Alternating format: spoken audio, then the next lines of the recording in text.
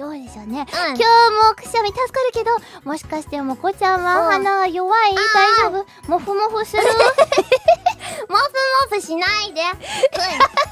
あ、そうね、ま、もこちゃんアレルギー。花粉症じゃなくて、ね。ただ普通に毎日、368、65日ずっとあります。そう。I just have allergies 365 days a year.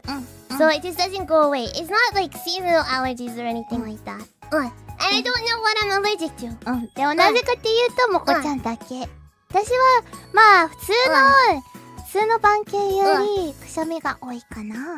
でも、アレルギーじゃないよね。FUWAMOCO doesn't really have it. It's just me. It's just one day it started and it never stopped. I'm not allergic to dogs! No! No.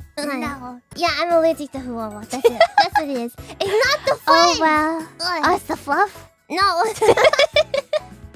Don't lose him here. He's gonna come back. Moko-chan, are you gonna... Yeah! Bees with Mr. Frog, though. Yeah!